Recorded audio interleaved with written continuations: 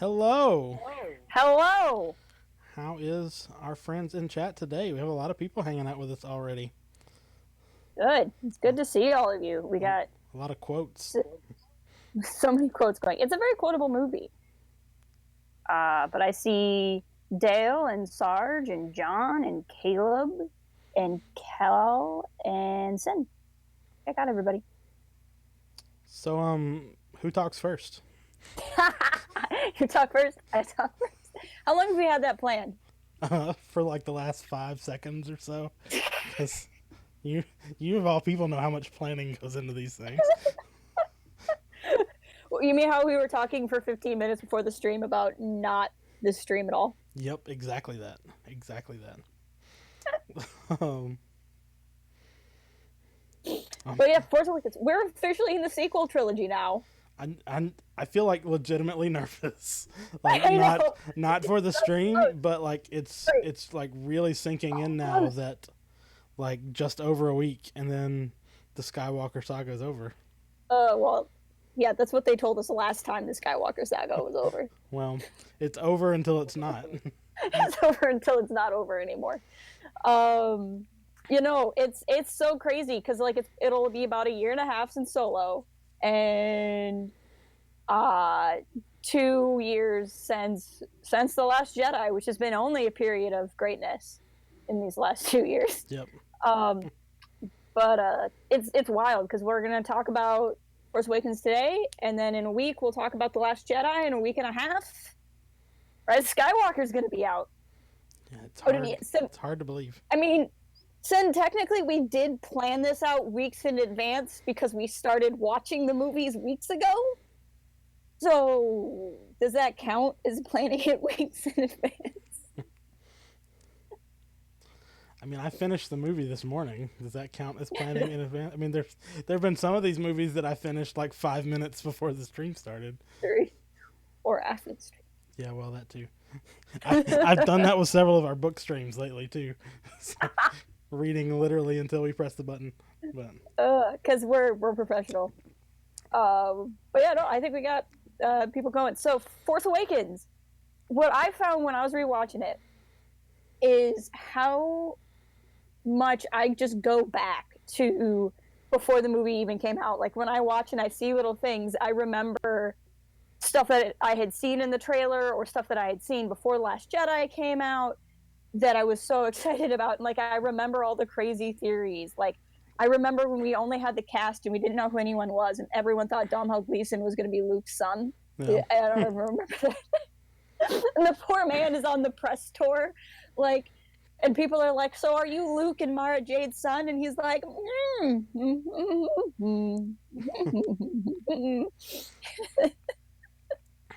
"Hey, Phantom, welcome." Like I remember, like we were on a Google Hangouts call because that was still a thing. That's right.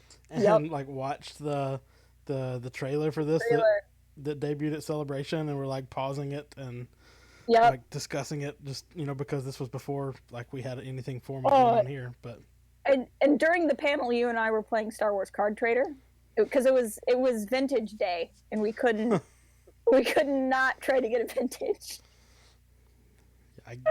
I'd forgotten that was a big part of my life at one point in time. An obsession. Oh man. I would be in class trying to pull cards, like teaching from a podium, like pulling it up on my phone, trying to pull cards. Not even real cards. No, digital cards. People still play that. Anyway, this is not about the Force Awakens, but that app was a big deal because it launched with like the lead up to the Force Awakens, right? And that was where the names got announced because like we learned Rey and Kylo and Finn, maybe Poe, and I think BB-8 from Topps cards, right. And that was those Force Awakens like special cards. Mm-hmm. Remember? That were a hot commodity that I'm sure no one even cares about anymore. But that was wild. And I mean, like, I remember hearing the name Phasma. Like, Phasma? That's a dumb name. What's Captain Phasma gonna... She's, and now I, like, freaking adore her. And she's... Right. I love her with my whole heart. Or like even before we had a name, and it was just like Chrome Trooper. That's what everybody called him. Trooper. Like, the Trooper's Chrome. What does that mean? Oh, but no. So that's like, right. There was a Kylo was Luke theory. I remember that. Everyone was like, Kylo Ren isn't going to be Adam Driver. It's actually going to be Luke in a suit. Oh man. Of course. It was good times. I mean, it was, and I think that's one of the things I like about The Force Awakens is that it really takes me back to that. Yeah. In the same way that I can't watch, Attack of the Clones or especially Revenge of the Sith without thinking about, because like that was back on like the StarWars.com hyperspace days, like where I had access to the webcam that was on set, and we would just like sit there and watch, this random B-roll of nothing, and speculate about it. Because it was such a fun time to be a Star Wars fan again. Yeah. And I remember, like, I was sitting in a class, this was like early in my grad school, when I got the notification on my phone that Disney had bought Star Wars and they were making new films, and I stopped the lecture to tell people. And my professor was like totally into it. She's like, all right, well, this is what we're doing now. But it's, I mean, for all the mixed feelings that people have about Disney's involvement in Star Wars, like this film kind of captures the nostalgia of that moment for me. Even just aside from the things I like about the film. Oh man, yeah, and like I remember when it got announced. I did a video on here that kind of talks about it. But when it was first, like when Disney buying Lucasfilm was first announced, like right at the beginning, I was one of the people that was mad about it because I didn't understand what happened. I thought Disney bought Lucasfilm and dissolved Lucasfilm, and it just like owned because like because every article was just talking about Disney Star Wars, Disney Star Wars, Disney Star Wars. And I remember because I really liked Kathleen Kennedy and I loved her before she took over for Star Wars. And she took over just before the Disney buyout, probably in preparation for the Disney purchase. Right. And I remember being so excited that she was put in charge of Star Wars. And then I felt like Disney bought it, and so I thought she was out. Like, I didn't understand what was going on. And then somebody finally explained it to me that it was that Disney owned Lucasfilm in the same way they owned Marvel Studios. Right. And then I kind of calmed down about it after I finally understood what was really going on. And then when they announced J.J. Abrams to direct the first one, that's when I was like, okay, because I adore J.J. Abrams. And so the idea of a J.J. Abrams Star Wars, like that was all it took. And at that point, like I kind of left my reservations and got excited. Right. So about the film itself, like what is it? Yeah. I mean, not to detract from the rest of our conversation. No. Like when you watch the film in preparation for this, like what is the biggest kind of takeaway from that for you in terms of like tone or feeling? Like what is? I know you really like The Force Awakens, so I love The Force Awakens. Like what is it that makes it special for you? When it just makes me happy. I love it's so perfect at introducing characters to us. Like you meet Poe and Kylo, and you know everything you need to know about their personalities just in that Jakku scene. Right. You get an insight into Finn, and then when Finn and Poe meet each other, the moment Dale was quoting it at the beginning of the chat, you need a pilot, I need a pilot. Like that conversation, I just fell in love with both of those characters in that moment. And then you have Rey, in the Star Destroyer. And that scene is completely silent. She doesn't say dialogue for a long time, and yet you have this understanding of who she is. And it's just this very wonderful opening thing to all these new characters and introducing you to this new world. I remember having all my own theories. I actually was very confident going into The Force Awakens that Han was going to die in the movie, and that wasn't based on spoilers or anything. It felt like a thing JJ would do. Yeah. But I remember like carrying all these theories, and then as soon as the crawl came up and it said Luke Skywalker has vanished, everything went away. Like everything melted away, and I was just engrossed in the film. And it got to the part where like Han was about to die, and I just went, "Oh crap! I've been preparing myself for this for months, and now I'm not prepared because I was caught off guard." So I don't know. It's a sense of wonder. It's a sense of adventure. It's this really, as much as terrible things happen in it, like a bunch of planets get destroyed, Han dies, there's still this overwhelming sense of, I don't want to say hope, because it's not the same kind of hope you get out of Rogue One or Last Jedi. It's like, those are both movies about hope in spite of tyranny, in spite of a problem. Force Awakens is this innocent hope. It's the hope that is before something bad has happened to you. Right. And it's just, it just makes me feel like a kid again, even though I was an adult when I watched it for the first time. And it's hard for me to get there. Steve! Welcome, Steve. It's been a while since I've talked to you. I do want to say really quick, just because Calamari asked. No, I'm still planning on playing Jedi Fallen Order after Christmas. So yeah, I would really appreciate no yeah, neither of us have for that. Yeah, I also plan on playing the game, but I haven't started it yet. So, I mean, I guess technically, if you wanted to go into like Star Wars video games in the Discord, have at it. But we certainly would not be able to comment on any comment you had about the game. And it would make me very sad. So,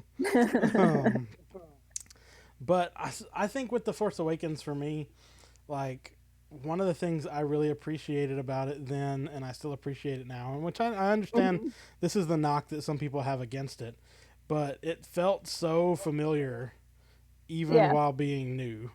And I don't know if it's, starting on a desert planet with, somebody relatively naive who like learns, like there's like thematically it's similar to A New Hope and to the Phantom Menace to a lesser extent, in my opinion. But it just it felt like Star Wars. And apart from some of the novels which I enjoyed, and KOTOR games and stuff like that, like I hadn't really felt that in a while, because like I wasn't big into the Clone Wars at the time. Like I wasn't plugged into that. I wasn't watching that. And I know that people like you who were already getting that from other media, but like this was the first like new real thing that like was like, oh no, I can still enjoy Star Wars again, because like in the forums that we had at the time, like before all this got announced, like I was posting threads like, is there going to be a day where none of us cares anymore? Like there's going to be a time where this just goes away. Like there are no more books. I mean, like there is no more new anything. And what does it mean for us then? And then to have this kind of thrust on me, and like, I don't know that the Luke Kids Vanish line kind of, erased all my expectations in that same way. But I just remembered, like, I loved Poe from the start. I loved Rey from the start, and Finn from the start. And, like, I was so intrigued by Kylo when he's talking to Lor San Tekka. And like, I just felt right back in that universe. And when you get to like the beginning of more or less the second act, or whatever you want to call it, I don't know how it kind of fits in those terms, but when Han and Chewie come on and they're like, we're home, even though I'd seen that in the trailers, like, like it's just like, yeah, we are, this is home. And I feel like even when I watch that now, that's still the feeling I get from The Force Awakens, is it feels like home. Like, even though it's new, I mean, it's less new now because we've had 6 years to kind of dwell on the fact that we're going to get something new. Like it's been a while now since the buyout happened, and we've all expected something, but like it still feels new. Like as comfortable as I am, reading books about the sequel trilogy, and we're going to talk about Resistance Reborn later this week.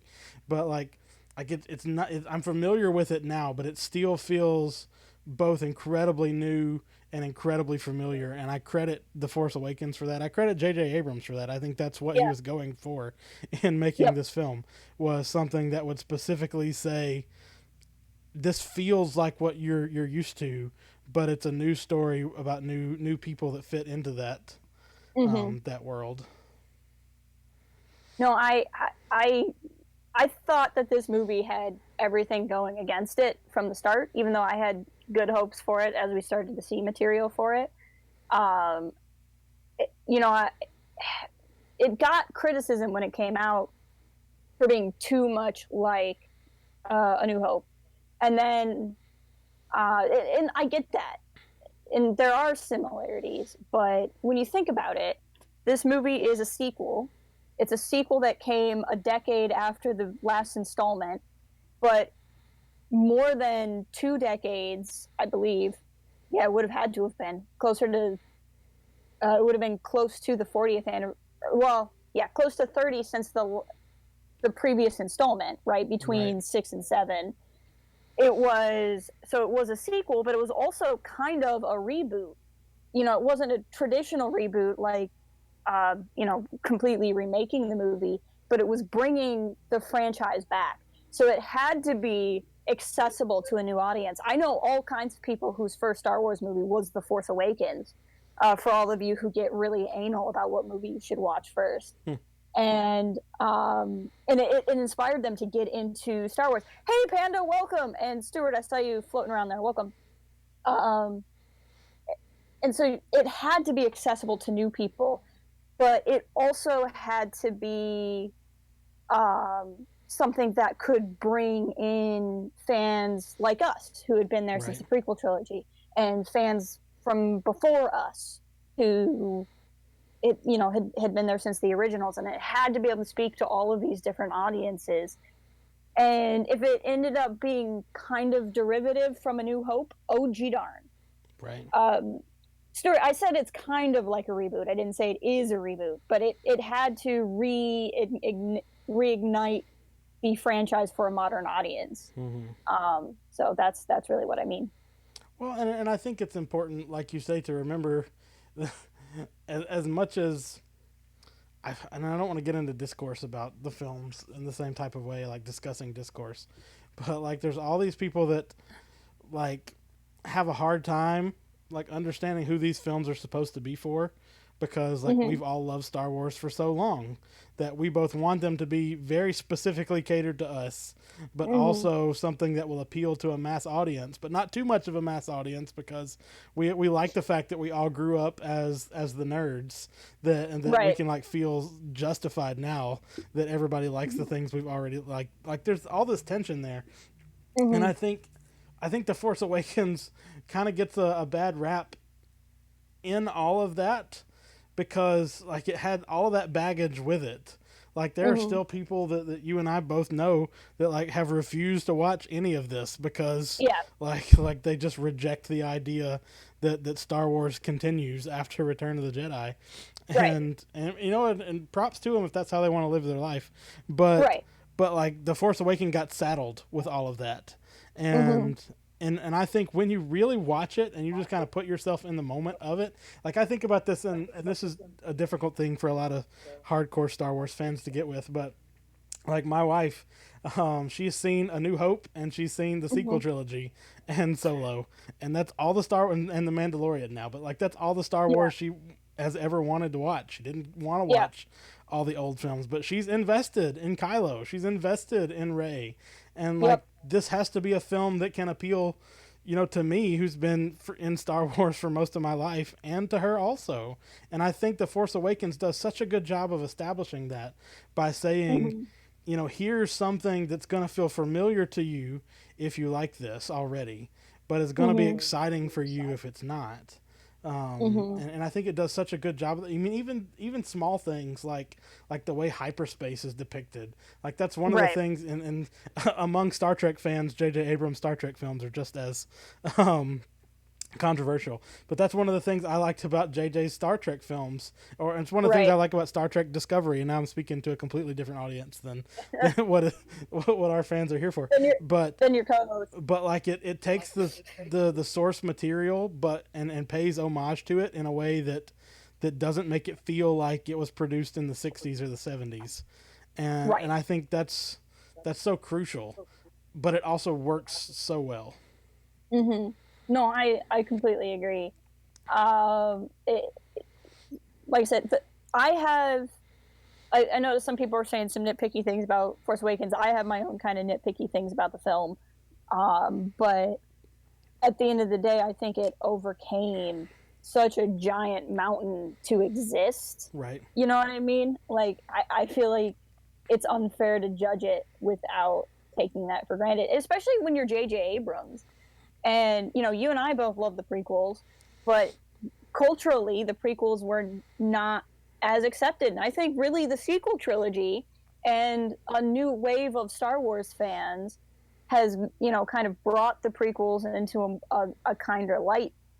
But when you're JJ and people hated the last 3 movies and you have to go make a new one, like that, he said no the first time he was offered the job. And then Kathleen Kennedy convinced him because he knew how important this movie was. Darkrai, welcome.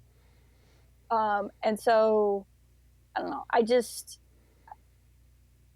am astounded at the movie. And, Force Awakens kind of gets crap sometimes too for being too much of a mystery box, which led to arguably some of the issues that we arguably have now that we don't need to get into. But I like that mystery box element. I loved walking. I mean, you and I had completely different reads on Force Awakens before we went into, maybe not completely different reads, but we had different reads on certain things. And that was fun.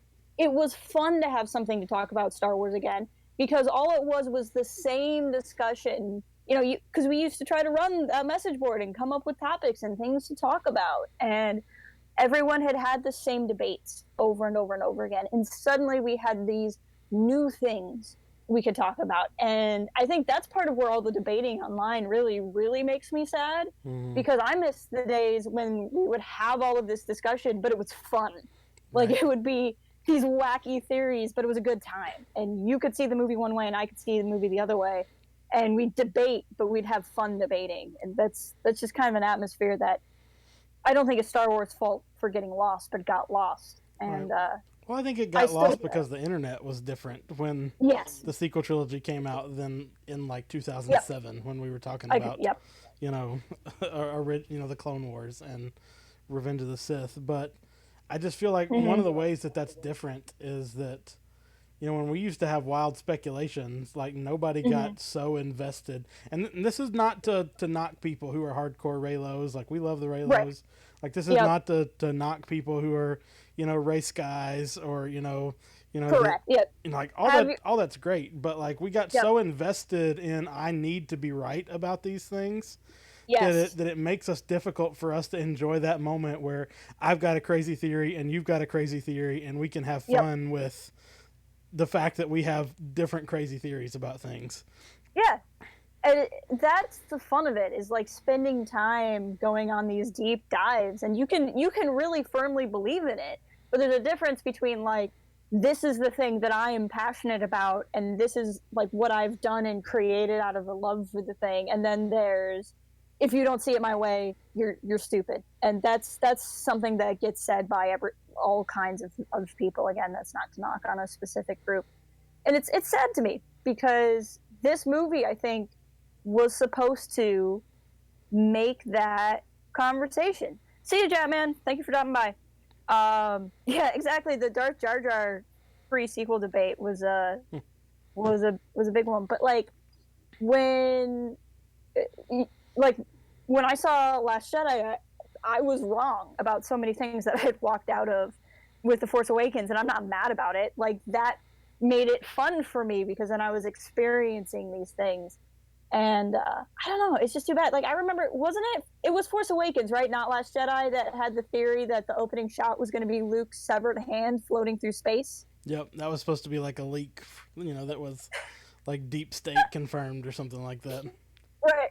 It's like the first shot, and like that was going to be the plot, is somebody got Luke's severed hand and cloned it, because that's what happened in Legends. But it was going to be floating through space, and then I was like, it's a hand, but it's not Luke's hand, it's the Emperor's hand, and by the Emperor's hand I mean Mara Jade, and Mara Jade's going to be floating through space, and it was for fun. It was all fun. Right. And I don't know. Luke, right. I mean, but I feel like too, like, I came out of both of those films being right in some ways, but right in that I wasn't expecting a whole lot. I wasn't expecting Rey to be a Skywalker until I was shown that she was. And I still could be shown that, next Thursday. And then, okay, I'll be down with it then.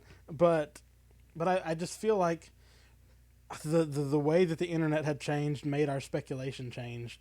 And The Force Awakens get sort of saddled with a lot of that too. Yeah. But speaking about the film in particular, why don't we talk about some sort of character arcs and stuff? Okay. And why don't we start with what I think is your favorite character in The Force Awakens, Finn. My boy Finn. I love my boy Finn. I would like if there was a Star, and it's funny too because I have like all the Kylo Ren stuff, but he just has more cool toys than anybody else. But like if you were like, Jess, you could marry anyone in the Star Wars universe, who would you marry? And it would be Finn. Like I adore him entirely, and like really, like I said, as soon as he had that conversation with Poe right at the beginning, I was there for him. And he had this different kind of sense of, I don't even know if bravado is the right word, but we'd been so used to Han Solo type characters, and we'd been used to like more Jedi like characters, and then here comes this guy who's completely innocent and trying to pretend like he's not completely innocent, but at the same time he'll have these other times where he isn't. Like there's certain things where he doesn't get how things work, and then there's other times where he understands just how scary the First Order is, and he has a lot of depth in that. And I just like how I like his reluctant hero type versus, I mean, once we got Solo, we understood Han is kind of this way too, I guess. But at this point in time, we didn't know that. Where because Finn was literally born into a system where he was built to be this stormtrooper, he had no idea who he was. Han was the reluctant hero type because he wanted to go pay off his debt or whatever. But like Finn doesn't know what he wants to do. He knows the First Order is bad, but he literally just stopped becoming a soldier. He's not sure if he wants to be in the Resistance yet or not, or what that means. And to me, when he runs, I mean, I don't want him to run. On Takodana, I don't want him to leave, but I can't blame him. Right. Like no one could blame a guy who went, I just got out of a cult. I need to go find myself before I join something else that might be a cult. I'm not sure. Right. And that would be completely legitimate. And to kind of see that reluctant hero arc in a way that is justified more than it is selfish or cowardly, right, I thought was really refreshing. I thought that was a good character to bring to the universe. Well, and I think it speaks to, I think I'm reminded of what Maz says about you got eyes that I've seen before. Like I recognize who you are in this moment. Like and I think we can all see a little bit of ourselves in that Finn moment, because like we've all wanted to be in Star Wars, but Finn finds himself in Star Wars and is like, oh no, I don't know that I like this. Like, what do I do? like, and he has, and I think is it the, I don't know if you've read this, you probably have, but the Before the Awakening. Yes. Where you get kind of the lead into why he feels like guilty being a stormtrooper, and like that's like you get that crisis of conscience that he has right at the beginning. Like he's been brainwashed to be a soldier, and then he goes into his first battle and he's like, oh no, this is terrible. I don't want to do this anymore. Right. And it explains everything about his character. He connects to Rey because and to Poe, both because he's never had friends before, and he meets his two best friends on the same day, and like he wants to make sure his friends are okay, but that doesn't necessarily mean that he wants to go join some other political movement. And he's been trained to be a soldier, but then I also love when he's like, I need a weapon, and Maz is like, you got one, it's right there in your hand. Because like he's so, like, as much as Rey is kind of hopeful and naive, not as a bad thing, but just kind of unexperienced. Yeah. Finn is too. Yeah. And I think, we'll talk about this more next week when we talk about The Last Jedi, but I feel like their character arcs in The Force Awakens were so closely mirrored, and not just because Finn was supposed to be the fake out for who the Force user was supposed to be. And I know you still have thoughts about that too, but but like their stories were so closely connected, and I feel like there's, because all the focus has been on Rey since then, like I feel like we forget how much The Force Awakens is Finn's story as much as it is Rey's story. I completely agree. And I think that it's important, like that's one of the things I noticed when I rewatched this film. I'm like, oh no, this is film's movie too. 100%. It's funny because I think we did early, I can't remember when we were doing it, but ways back we were doing a like every day we're like, hey, share a gif of your favorite part from a movie. Yeah. And we did Force Awakens, and it, like, the vast majority of everyone's favorite part from Force Awakens is Rey's saber grab, and I think that was yours too. Probably. Or it's in your top. Probably. That moment is funny because, like, it's a good moment for me, but, like, I remember being in theater during the saber grab where everyone else is like, I cried, the music swelled, I sat there like, all right, she's got, okay, like, because we had seen her use the Force, so I didn't think it was that strange that she called the saber, because I'm like, we saw she had Force powers, guys, why wouldn't she call the saber? And then I left the movie like, this is great, Rey and Finn are both going to have Force powers, and they're going to be like the two Jedi. And so anyway, but that was a thing for a while. John Yoda Bauer has that Poe Jedi Warrior t-shirt. I do have it. I do in fact have it. But like I feel like there's the crap out of that shirt. I feel like there's so much that's understandable though in Finn's character, and I just feel like, you know, even like when BB-8's like, hey, that's my friend's jacket, and Rey like goes and beats him up, like he's still so earnest in that moment. And I think it says something about his character too, that she just beat him up, and then, you know, 2 beats later he's wanting to protect her from the First Order. Like, stop taking my hand. Or like even when they're on the Falcon and he's like, he tells BB-8, you know, I'm not really with the Resistance, but I need you to be cool. like I need you to kind of be with me in this moment here. And like, yeah, BB-8, tell her where the base is that we both totally know about. Like, or when this film is so funny too. Like I feel like every film I say this film is funnier than I remember it being. But like when Rey's like, no, that one, hand me the one that I'm pointing to, like that one. That one, no. And, or like when they finally get to Starkiller and Finn is like, yeah, I was in sanitation. That's my business. Like, I have no idea what we're doing here. I just wanted to be here, and here we are. So maybe the Force, like the Force will do it. Yeah. I think my favorite part, my favorite line in Force Awakens is we'll use the Force. That's not how the Force works. And I just love the idea that Han Solo has to explain the Force to someone. Like, that's clueless Finn is. But, like, he has just that belief. Like, we'll use the Force somehow. Yeah. Oh, man. He's so much fun. I might wear the shirt to the first time I see it. I also have a really cool Kylo one from Celebration that I'm probably going to wear. But I already have tickets for the next day, so I'll probably wear Poe the second day. You could wear your Coke, your Star Wars Coke shirt. Oh, yeah. Galaxy's Edge one. Yeah. Yes. But without necessarily like leaving Finn behind, though, what about Rey's story in this? Because I feel like theirs are so closely connected. Right. Rey is a character that I never I don't know how to put this. I never disliked her or anything, but I didn't connect with her until Last Jedi. And now going back, like having seen Last Jedi and then taking that with me to watch Force Awakens and seeing where her arc begins, I have a much greater appreciation for her character. And like, I hate saying that because it makes it sound like I didn't like her, but she just wasn't. I connected to Finn and I connected to Kylo, and those were the 2 characters that I really liked coming out of this movie. But I didn't hate anybody.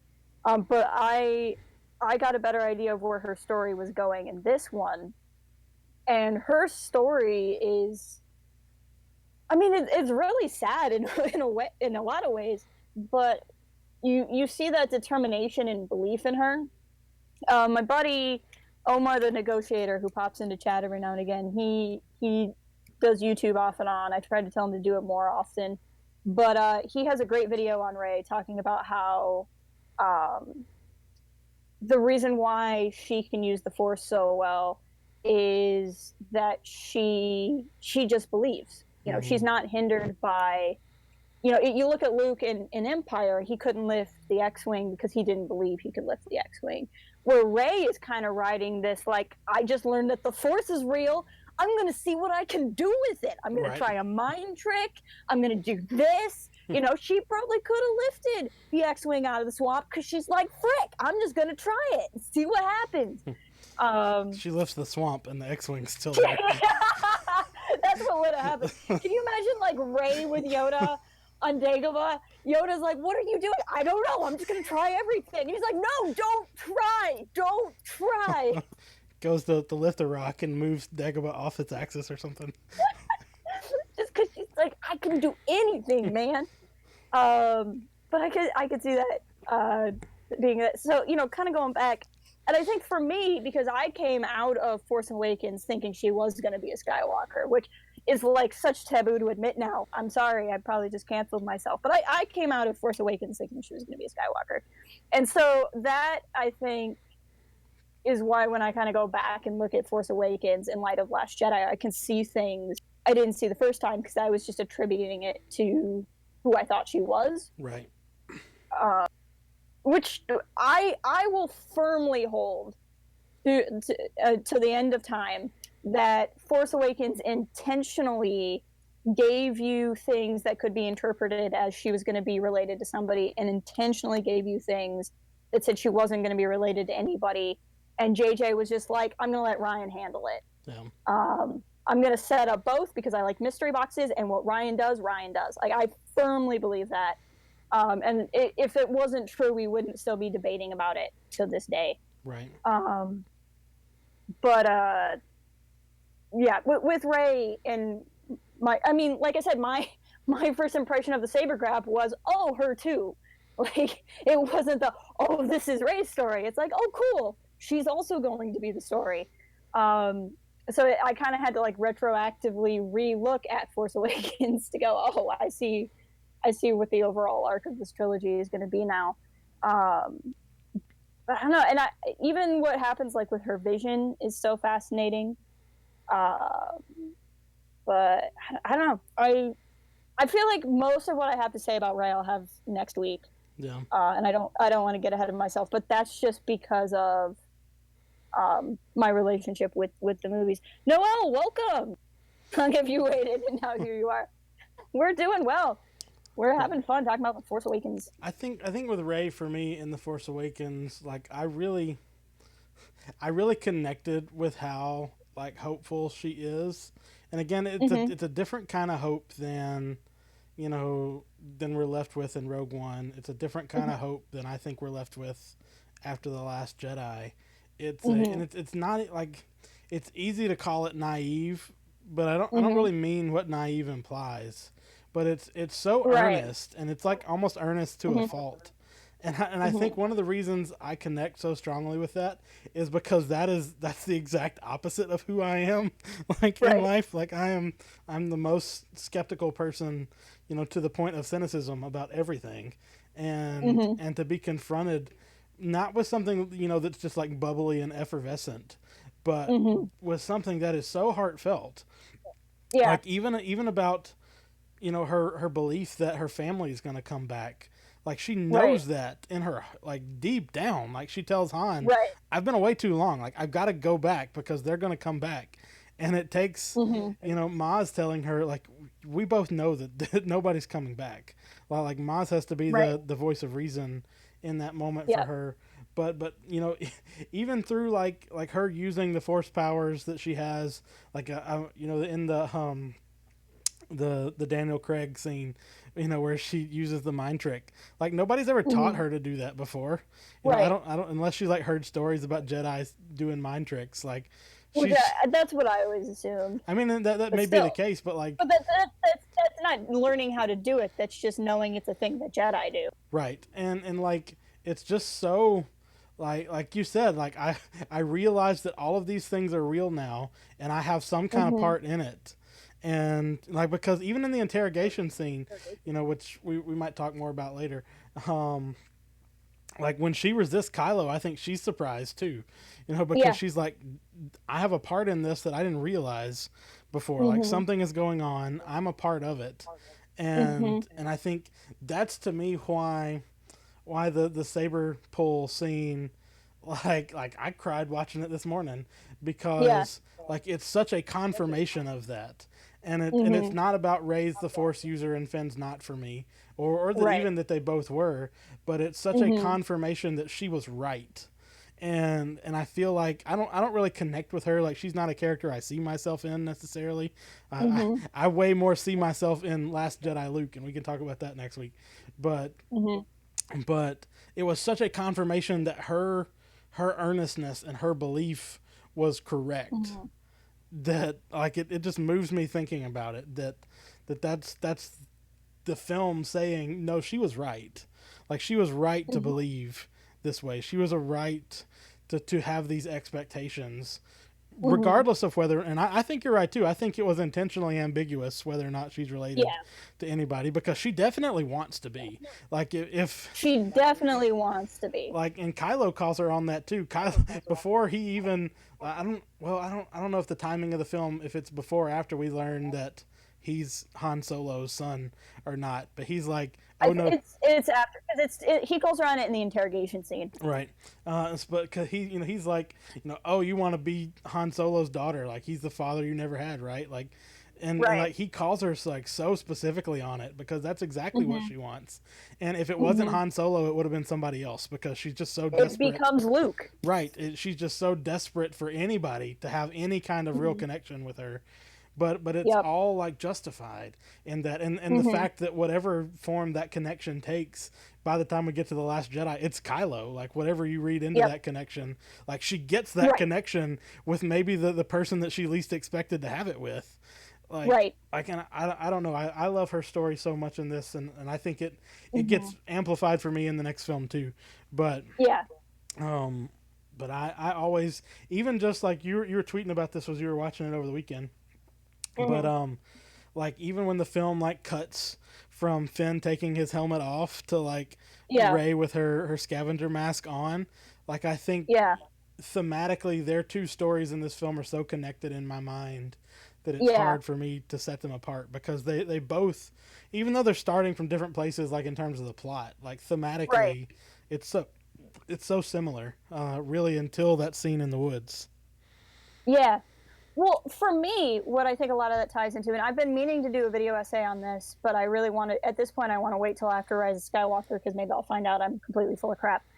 But I think one of the big things that is tackled in the sequel trilogy, that is a Star Wars thing in general, but I think more so in the sequel trilogy, is identity and like who a person is. So you have Rey, who's trying to find herself when she doesn't have anything to define herself but herself, right? She wants a family to know who she is, but her journey is to learn who she is, because she doesn't have one. Right.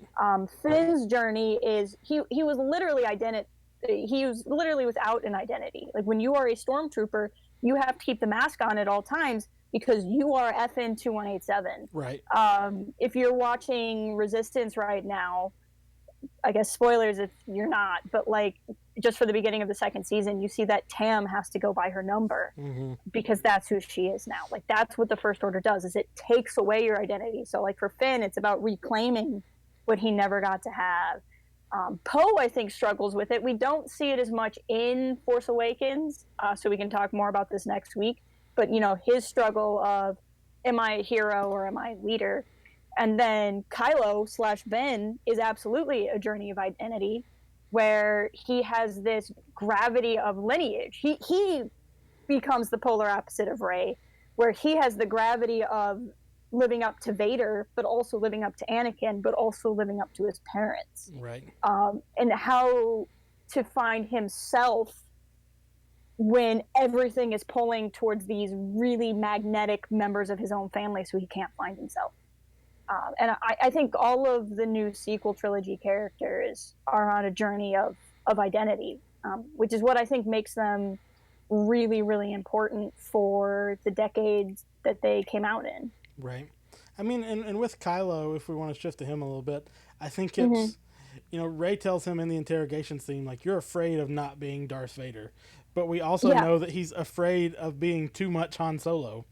And, I think that you kind of hit the nail right on the head there, that it's an identity struggle for him, that he can't be the person that he idolizes, and he's afraid of being the person that he detests. All with the baggage of the Luke stuff that we don't find out about until The Last Jedi. Yep. You know, whatever amount of that was predetermined at this point in the filmmaking process aside, like it had happened in terms of the story. And so Right. and then like I'm still a very firm believer, and I think we'll get real answers about this next week. I hope so anyway. But like I think he was specifically manipulated by either Snoke or now Palpatine into believing these things. But like it's such a tragic thing, and I think that this is one of the things that the sequel trilogy does well. I think is it combines the sort of tragic nature of the prequel trilogy with the hopeful nature of the original trilogy, and I think it does that really well. And I I know this is a hot take for some people on Twitter, and you know, because I don't we'll get this when we talk about this more next week, because I don't know that I'm a Ben Demptionist to the point where I would hate this movie that we're about to get if that's not a part of it, but I don't think I can watch The Force Awakens and by the end of that film not also be rooting for Kylo. Like you see the hurt that he has. You know, he tells Han Solo, you know, I'm being broken in half. Like this struggle that I'm feeling, like I just need to be free of it. And I don't know what that means. I don't know what that means for me. I don't know what that means for the rest of the galaxy. I'm hurting and I don't know what to do about it. And and I don't know how you can look at that and not feel some amount of compassion for him in that moment. Yeah, that scene is really beautiful. Just the kind of on the nose lighting where Kylo's face is in red and blue most of the scene, and then like becomes red at the end. And just the conversation, like to me, Han knows.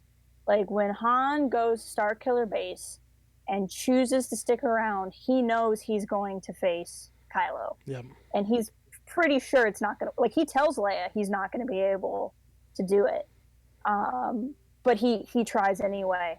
And to me, it is such an amazing arc of his character that Han Solo, and the Han Solo that has run off away from Leia to go back to smuggling again, you know, just in that movie already, instead of going out in a blaze of glory, instead of some sort of grand sacrifice, you can call what he did a sacrifice, but it wasn't for all to see. It was for like 3 people to see.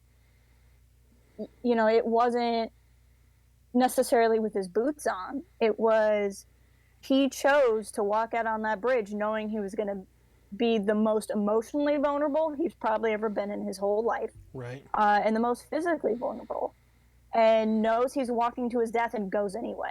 Yeah. Not to save the galaxy. You know, Starkiller Base isn't destroyed because he faces Kylo. No one's life is rescued because he goes to face Kylo. He goes out there because it's going to accomplish nothing, but he does it anyway. Right. And that is such an amazing end to his arc, that it has such an expression of vulnerability and love for his son. A man who didn't even have a father, to be able to have that fatherly moment is amazing to me. And right down to after Kylo stabs him, his last act is to touch Ben's face. You know, he takes that dying moment to touch the face of his son. And that was the most important thing to him in that moment. And that, I think, is what really, really splits Kylo. Because in that scene, I think he's hoping that he's being torn apart, but if he kills Han, he can kill that light part of himself that he's trying to get rid of. You know, when he's praying to Vader's helmet, he's saying, you know, I feel it again, the call to the light. Like he feels this temptation of the light side, and he's hoping that if he kills Han, it will sever everything. But Snoke tells him in Last Jedi that it made it worse. But I think it made it worse because of what Han did. If Han had taken his last moment to shoot him in the hip, like the way Chewie shoots him, and I don't blame Chewie for shooting him, but like if Han had tried to get back at him in that last moment, I don't think his soul would have been split in the same way. Right. If Han had fallen off the bridge and flipped him the bird on his way down, I don't think it would have done the same. But that Han showed an expression of love and mercy and forgiveness wrecked him on the inside, and Right. he doesn't know what to do with it. Well, and I feel like every stream, every conversation I have about Star Wars, I always talk about Dark Rendezvous. But and As you should. That's your fault. As you should. But like I think about Yoda going to Dooku saying, "Just come home." Like, please just come home. Like, and that's what Han wants. Like, Han goes out to him and he calls him by his name and he says, "Take that mask off because I want to look at your face." And he says, "Just come home with me and we'll figure it all out. Like, just come home." And it's so heartbreaking, and like it's heartbreaking before Kylo kills him. And I feel like if that's what Han Solo wants for Kylo Ren, how can that not be what I want for Kylo Ren? Right. And, exactly. And it at least nominally, at least turning to the dialogue, Leia changes her mind by the time of The Last Jedi and doesn't have any expectation that he can be redeemed anymore. But she tells Han in this, like, he's still our little boy. There's still good in him. Yeah. You go bring him home. And I think that's what Han wants. Like, Han, sets us, like, Han's on a quest of identity here. He's Han Solo the smuggler, and he's Han Solo the general, and Han Solo the hero of the rebellion, and he's Han Solo the dad, and he's Han Solo the husband, and he sets aside all those labels for a person he cares about, and that's so quintessentially Star Wars, right? Like 100%. Like that's Vader saying, "I don't care that I'm a Dark Lord of the Sith. You're torturing my son." Like in this moment, that's who I am, and I think that says so much about Han Solo as a character too. With the journey that we've seen him go in this watch through, from Solo through the original trilogy to now, like to see that whole arc in this context, I think is really moving, because as much as I got moved in the moment when he's like, "No, it's all true, like all of this stuff that I denied was even possible, even though I was alive during the Clone Wars, like even though I was around to have seen it happen, I denied that it ever existed." For him to say, "No, it's real, and it's important that it's real, and that's not how the Force works, and come home because you're my son," like that's such a like that's such an arc for Han Solo, and I think it ends tragically, but it ends perfectly. And I went into the Force Awakens, and this sounds cruel now, but I went into the Force Awakens hoping that Chewie would be the one that died, because I felt like that was a way that would have, like, that's how the sequel trilogy, or like not the sequel trilogy, that's how the EU, that's the Legends, that's how Legends established stakes without taking one of the main characters away from us. And I think the Force Awakens does this so well with giving Han, again, not the blaze of glory moment where he goes out, it's not, this is Red Dead Redemption 2 spoilers, but it's not, a big shootout on a mountain where you just shoot and shoot and shoot until you're taken out in some kind of Wild West standoff. It's a moment of like personal sacrifice for a person you care about. And for Han Solo, who didn't care about anybody or anything, to get to that point, like that's such a beautiful arc for him. I'm about to make myself cry over here.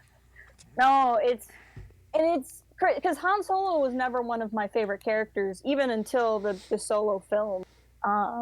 So it's one of those, how you keep saying you forget how funny all these films are. I forget how much I love Han's story until I watch Force Awakens again.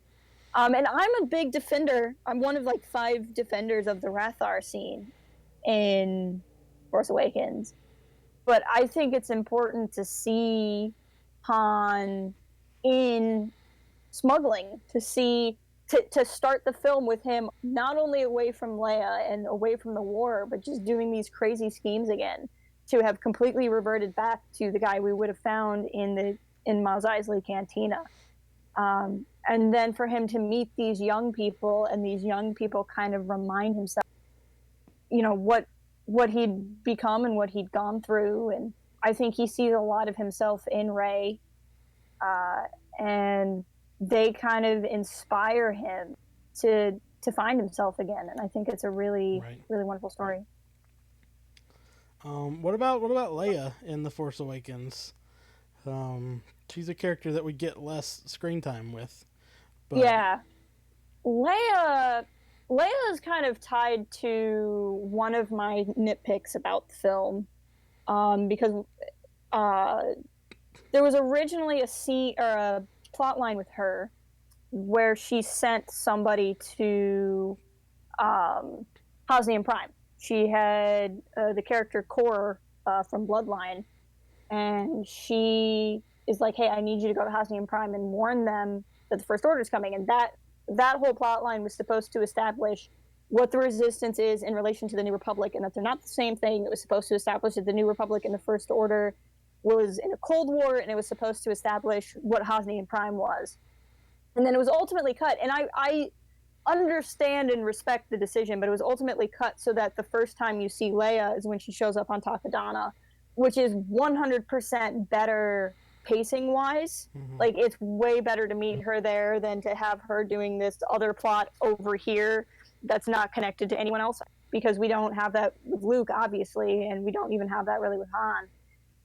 So it would be weird for it to be with her. But because of it, we lose some really critical information in the movie, which probably isn't the biggest deal at the end of the day. Most people probably don't care. General audience probably doesn't really care about that stuff. And then anybody who does care enough is going to read the expanded universe, but it's just too bad. So I say all that to say that we don't spend as much time with her. And I think, especially now, that's both too bad, but also weirdly for the best, because that's how we're getting her at all in Rise of Skywalker. Yeah. Is her cut? She has that cut plot point, and a cut plot point with Maz, and they're reassembling those to put her in Rise of Skywalker. So I don't feel like we get a whole lot of time with her. Her movie, even though she's unconscious for half of it, she's way more prominent, I think, in Last Jedi. And my big takeaway from her is she had, as much as she's hopeful about her son, she feels so guilty about him. Like, she even corrects Han, like, "No, we didn't lose him, or we lost, but it was Snoke's doing," is what she was trying to say. Like, don't think it was him, think it was Snoke. But she's got to be feeling guilty as a mother because she sent her son away, and all these terrible things happen. And if you've read Bloodline, you know how she feels coming out of that novel. And now she's sent her estranged husband to go get her son, and he died. Like, I think one of the most heartbreaking points in that movie is not just Han's death, but Leia sensing Han's death. Right. And I kind of wonder, how does she feel? And I don't want her to necessarily feel bad, because Han still made his own decisions and Kylo still made his own decisions, so I'm not blaming her. But I think it's realistic to think she blames herself. Yeah. And I don't know. That's kind of her arc in the movie that I'm a bit more interested in. So again, she's kind of somebody I have more to say about in Last Jedi. There's a lot going on there. Speaking of other characters that we don't get a ton of time of with The Force Awakens, and get more in The Last Jedi, one of my favorite sequel trilogy characters is Poe Dameron, Jedi Warrior. And he's mostly, a haircut, a jacket, and a really touching hug scene in The Force Awakens.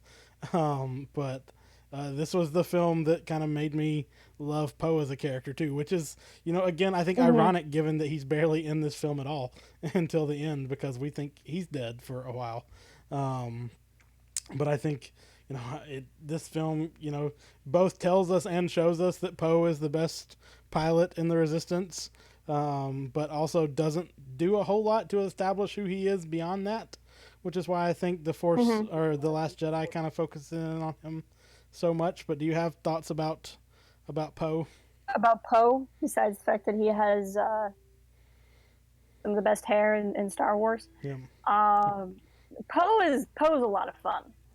I loved his energy, I guess, through the whole movie. It's fun to have the kind of X-Wing pilot character, because, like, in the original trilogy, you have Luke, but he's force sensitive. You have Han, but he's not really a fighter pilot. He's he flies the Millennium Falcon with Chewie. your best pilots in the prequel trilogy were Jedi. So like this is not counting TV shows, like our first time of. I mean, unless my Jedi Warrior T-shirt means something. Like, you know, it's our first time on the big screen seeing a really, really good pilot in like a fighter, and I like that he has that kind of cockiness and determination. He really is a lot like Leia in a lot of ways. Yeah. And I can see why she takes to him, why she kind of mentors him, even though she's not a fighter pilot herself. But he has that same, like, we're going to just go in and we're going to get it done. Like, he has that fire for the resistance that she had for the rebellion. And, well, he wasn't a main character. But I also think you can see Poe standing up to Kylo in the same vein as Leia standing up to Tarkin. Like, it's that same, like, I'm going to stand here, look you right in the face, and tell you you're dumb. Like, in this moment. And I can really appreciate that connection between the two of them, too, which I think, again, plays into where those characters go in The Last Jedi, too. What other things should we talk about with The Force Awakens? I feel like with all of these things, we've said so much and so little at the same time. Right. I mean, like, I could actually talk for days. It's just like, what long rant would you like me to go on? I mean, we haven't talked about Rey's vision at all. That's true. We haven't talked about Snoke. I will say... Chat's been talking about Snoke. Yeah, I've been following along. Rey's vision, I have more thoughts on when you finish Force Collector. I'll kind of leave it at that. But see, I have never thought her vision is psychometric. It could be in part, but like, one, she's a scavenger and she touches crap all day long and has never had any of these other visions. So it would be like her gaining the power just to use a lightsaber. And two, so much of the vision is things that lightsaber is not present for. No. Like the parts where like Luke is looking at the ruined Jedi temple, the parts where like Kylo and the Knights of Ren are standing in the rain field, like the saber is not there. And then arguably the snow field at the end is the future, where they're going to face off in the duels, where the saber is, but it hasn't happened yet. So I don't know. It could be in part, but I've never thought that that vision was psychometric. You're not wrong, but if it's any encouragement for you to finish Force Collector, I wasn't talking about psychometry when I said I have to wait for you to finish Force Collector to say that I have thoughts about Rey's vision that I can't share with you yet. Fair enough. Even though I read it as psychometry the first time I saw it. But you're right that like the saber wasn't there for all of that stuff. But I love that the way that, again, so much about this film is just I know some people don't like this, but I feel like even with that vision, some of that stuff JJ kind of put there to like not give us answers about things, to say, here's a bunch of stuff that you can speculate, and you know, maybe someday we'll explain it all.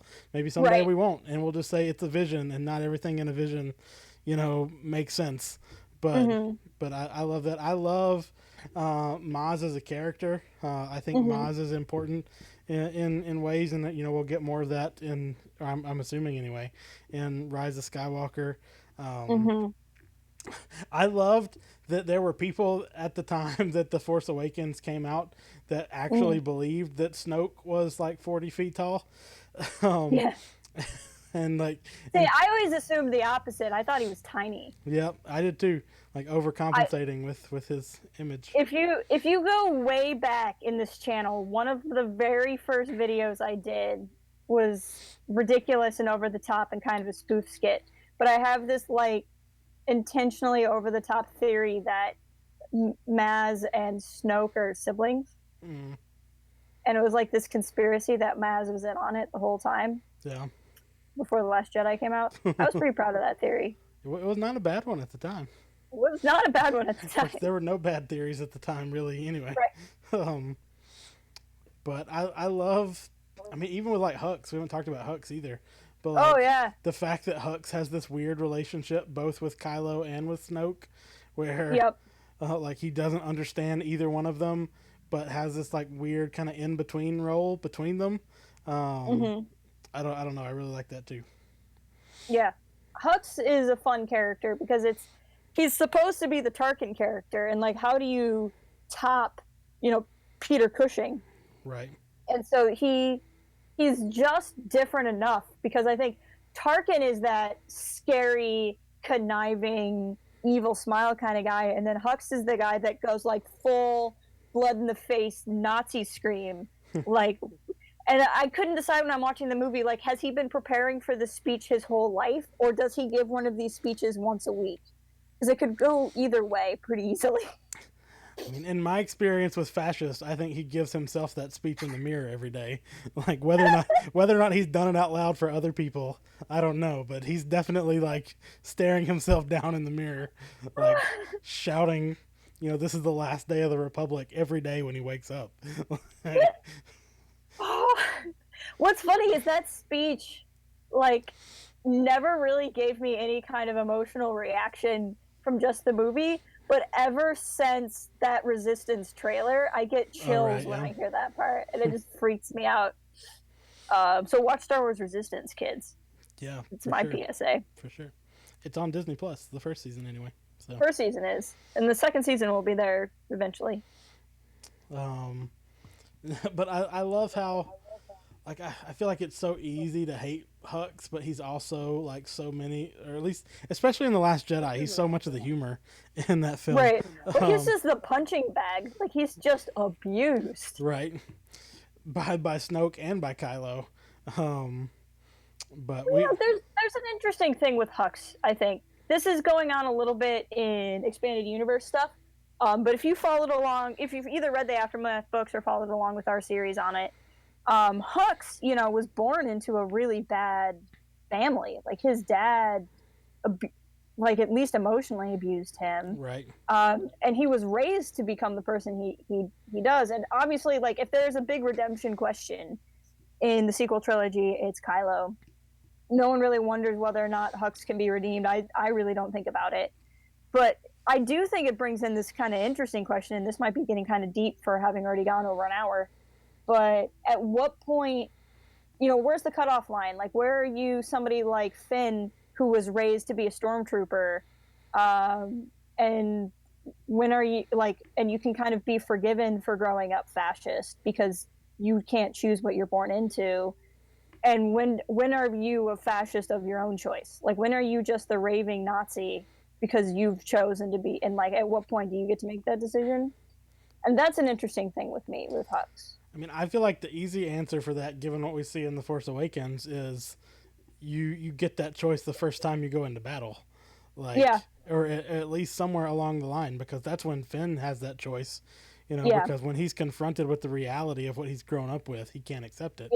Yeah, that's true. But to the same extent, I think Hux probably got more brainwashing than most people did too. So like, I don't know what that looks like in that moment either. But like, Hux definitely isn't a good dude. Like, like we learned in Phasma that I wasn't saying to. No, I don't think you were, but I'm just like, he lets Phasma murder his dad. Yeah, like, he definitely does. But like, I think he's also an interesting character for me too, because like, I definitely don't think Kylo cares about the First Order as a political movement, and I'm not convinced that Snoke does either. But that's all Hux is about. Hux is about, oh no, like, this type of political military order is what the galaxy needs. Yeah, no, he's a believer for sure. And I think he is that representative for I mean, because even like, I think you can make an argument that even Tarkin didn't really care about like the political infrastructure of the Empire. He was about personal power. Yeah. But that's not Hux. Like, Hux isn't in it necessarily. I mean, he thinks he ought to be supreme leader, but he's not in it, for personal ambition, as at least not as much as he buys what the First Order's selling because he's been bred to do that. I guess, like, this comes because I follow a lot of members from the Reylo community, so I've seen this discussion with Ben so many times of Ben is emotionally, as he becomes Kylo, is emotionally abused by Snoke and manipulated by Snoke. And then an argument I've heard from several people who are not Bendemptionists is that Kylo has already rejected, arguably, redemption a couple of times.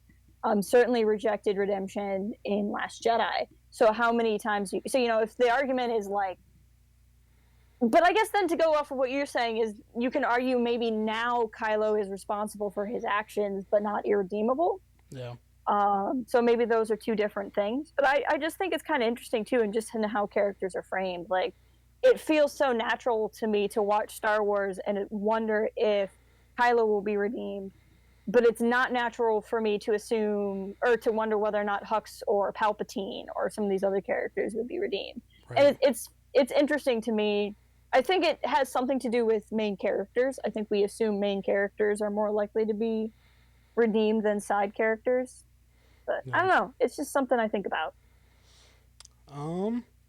What else? Like I said, I feel like there's like hours longer material to talk about. But yeah, no. Yeah, because that was going to start a whole other thing. I don't know. I mean, like I love BB-8. BB-8 I thought was a really good way to bring in a new droid. Let me ask you one of the what I think is my favorite speculative questions about The Force Awakens. I don't know if we've talked about this on stream before, but if Leia goes to Kylo instead of Han, how does that play out differently for you? That's a great question. Because we know Kylo is more connected to Leia. He has the opportunity to kill her in Last Jedi and doesn't. I think part of that is just because he's killed one parent and things didn't get better. So he's thinking before this one. But I think part of it is because it's his mother. They have a bond within the Force. He knows he wouldn't be able to hide his feelings from her because of that.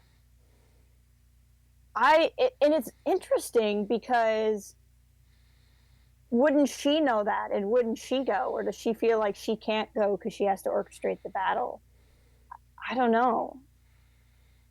It's almost one of those things where I was saying this about something with Jedi. I can't remember what it was, but I always say that I answer the question of would Anakin have fallen to the dark side if Qui-Gon trained him, and I say that he wouldn't have, and that's why Qui-Gon had to, it would have been like Qui-Gon had to die because Qui-Gon being alive would have affected things.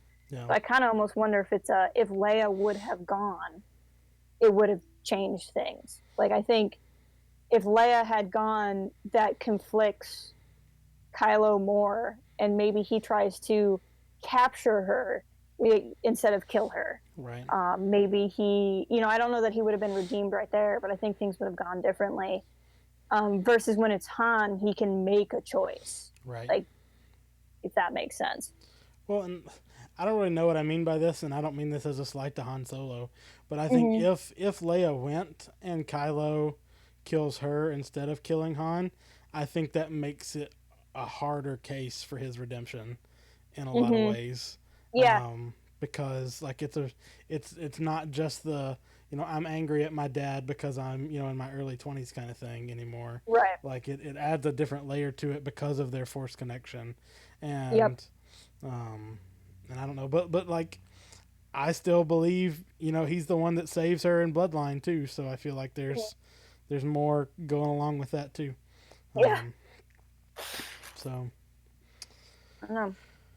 There's a lot of different ways, and I almost wonder, does Leia send Han? I mean, it could be as simple as Leia did have to manage the battle, and Leia couldn't go. And Leia has always, one of her conflicts has always been, duty or family. Right. Even in Legends, she had that struggle. Right. And that's something we said about Mon Mothma last week too. Is that somebody's got to stay back to be in charge. Like not everybody can go and be in the battle, and maybe Leia's role has just changed such that she can't do that anymore. But I wonder if it's that, or if it's maybe she was afraid to see him, and she didn't want to admit it. Maybe so. I mean, we don't know that they've seen each other since Bloodline. Yeah, we don't know what happens in between, and it's possible that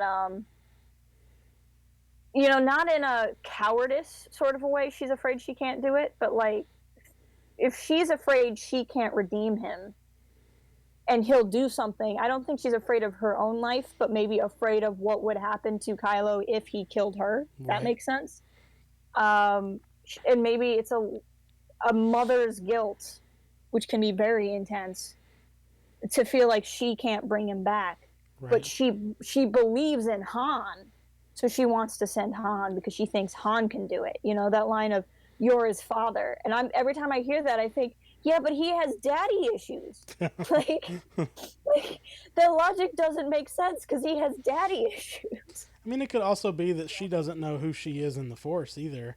And like she's, like, again, to our knowledge, never confronted a dark side user since she's been aware of her own Force connection. And so, like, maybe she's afraid of what that confrontation would mean for her. Like, if she doesn't just end up being captured, but, like, captured and turned. Like, that's a different type of fear that Han doesn't necessarily have. Or even, you know, Bloodline makes a very big point about, even though she didn't know it was her father at the time, you know, what it feels like to know that your father tortured you. Right. And now you have your son that emulates this evil part of your father. You know, maybe she's afraid of seeing her father in her son. Yeah. I think that's all stuff that's under the surface there too. Mm-hmm. I really want to just keep talking about this movie, but I don't know what else I can say that doesn't start to bleed into what I want to say next week. About Last Jedi, yeah. And that's an issue we've had, I feel like, with each movie as we go. But, I mean, it's just 1 week until Last Jedi. So maybe as a way of leading into that, what did you think about the ending of this film when you saw it the first time? When we get Luke on Octo and then it cuts to credits. I don't remember being mad about it. It was one of those when as soon as she got there and the music was swelling and they just kind of look at each other, something just clicked. I'm like, this is it. This is the end of the movie. I bet he's not even going to talk. Like, this has to be the end of it. And then it ends. I think I was just on such a euphoric rush. But yeah, and it is such a brilliant way to end it. Like, I get it if you're a big Luke fan and you are bummed out because you didn't get to see Luke. And I get why Mark Hamill was frustrated because he had to go on the freaking press tour. Yeah. I was like, what's it like to work with everybody? And he's like, well, you know, great. I did 1 day of shooting. So great to work with everybody. All of them, all the people I worked with, the fish nuns, you know. I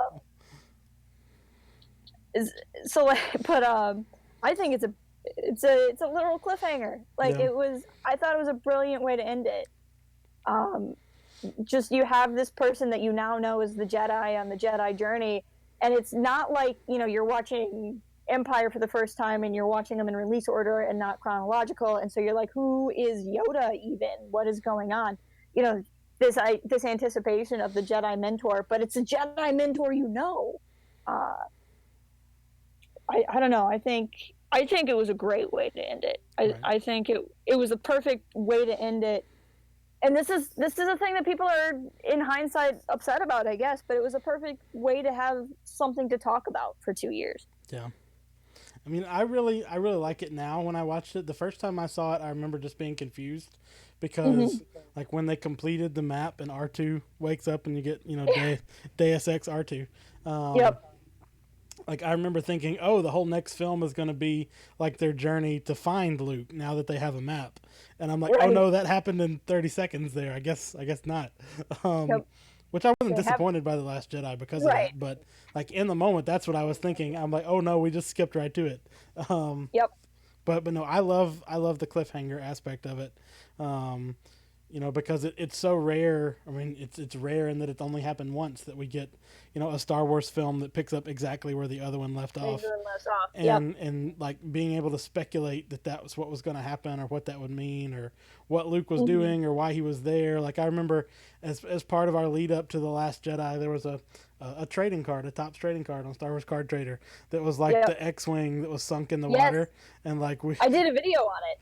And that was our big spoiler. Like, Luke is trapped here. Yeah. He can't leave. Like we Right. get that kind of speculation because of the way this ends. And so I really like it now in the context of the larger sequel trilogy. Yep. I thought it was very effective. But yeah, I don't know. I mean, like, there's so much to talk about. There's Chewie, there's BB-8, there's seeing the Falcon again, the graveyards on Jakku, like, I don't know. But we could go on for like another 2 hours, but then we would be like one of those videos where you do a commentary that's longer than the film. Than the movie. Yeah. But I really like this, and I think we're gonna have more to say. I mean, just like it was hard for us to single out one film and the other trilogies to talk about. We got more to say next week when we do The Last Jedi, and that'll be the last one of these videos in our journey to the Rise of Skywalker. We've done this for 10 weeks now almost, and here we are at the end of our journey. So in terms of other stuff going on, you finished your Bloodline series over the weekend. So if you haven't been into that, you can go through and just binge all of that. Watch them all back to back now. We've still got some other stuff going on. We're going to have a stream later this week at some time talking Resistance Reborn. So if you've not finished that yet, we're going to talk about that. And then we've got, like we said, our discussion of The Last Jedi next week, and we'll probably have some other speculative something going into the Rise of Skywalker. It's a busy time for Star Wars. Will there be post-release streams regarding Episode 9? No, we definitely won't. Nope. We won't talk about Episode 9. We're shutting down the channel. Channel's done as of December 19. Sorry, guys. It's been a good run. Yes, of course. We will have lots of stuff breaking down Episode 9. Sorry. Hopefully a couple of guests, actually, to here and there to keep it fun. Mark Hamill, actually. We're just going to put that out there into the zeitgeist and see what happens. Mark, if you're free, we're free, you know? Because if I believe it enough, I can pull that saber right out of the snow. I believe he's a regular viewer. He's never told me that he is, but I believe in my heart that he's a regular viewer. I mean, we know people who make Resistance have watched our videos, so it's not out of the realm of things that are possible. Exactly. But anyway, we hope you guys have a good week, and we will continue this discussion next week, and we'll see you in our next stream. Bye. Thank you so much. Bye, guys.